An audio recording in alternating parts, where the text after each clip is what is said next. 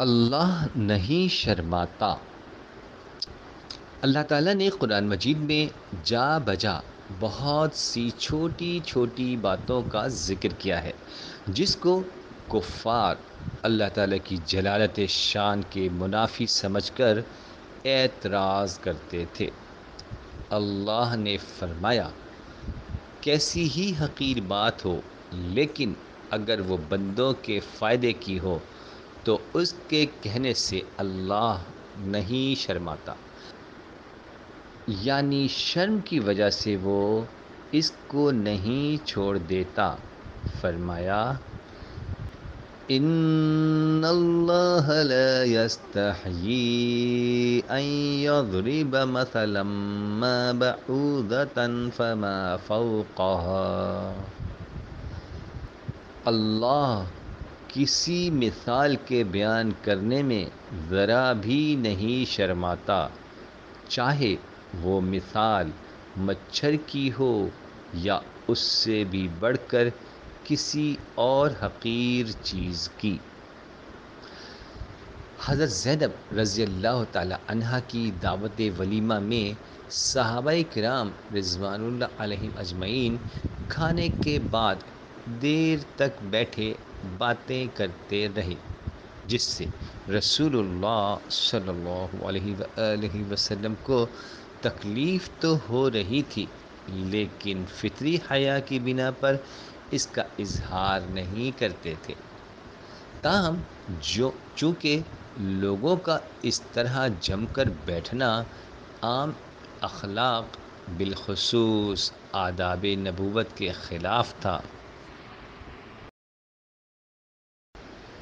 اس لیے خداوند تعالی نے فرمایا، ان ذلکم کان یؤذی النبی فیستحیی منکم۔ اس سے پیغمبر کو ایذا ہوتی تھی اور وہ تمہارا لحاظ کرتے تھے، اور اللہ تو حق بات کہنے میں کسی کا کچھ لحاظ کرتا نہیں۔ اپنی ذاتی تکلیف کے لیے لوگوں کو اپنے پاس سے اٹھا دینا رسول اللہ صلی اللہ علیہ وآلہ وسلم کی خوش خلقی اور مروت کے خلاف تھا، اس لیے آپ صلی اللہ علیہ وآلہ وسلم کو اس سے شرم آتی تھی۔ تاہم اس طرح بیٹھ جانا آداب مجلس کے خلاف تھا، اس لیے اللہ تعالیٰ نے لوگوں کو ٹوکا کہ اخلاق و آداب کی تعلیم دینے میں شرم و حیا کا موقع نہیں۔ یہی حیا تھی جس نے ان مواقع پر صحابہ کرام رضوان اللہ علیہم اجمعین کو نہایت دلیر، بے جھجک اور آزاد بنا دیا تھا۔ ایک صحابیہ رضی اللہ تعالی عنہا آپ صلی اللہ علیہ وآلہ وسلم سے ایک مسئلہ دریافت کرنے آتی ہیں اور یہ سمجھتی ہیں کہ یہ سوال عورت کی فطری شرم و حیا کے خلاف ہے، تاہم اس شرعی حیا کی بنا پر سوال سے پہلے کہہ دیتی ہیں کہ یا رسول اللہ صلی اللہ علیہ وآلہ وسلم، اللہ حق بات سے نہیں شرماتا، کیا عورت پر جنابت کا غسل فرض ہے؟ حیا سے صرف بھلائی۔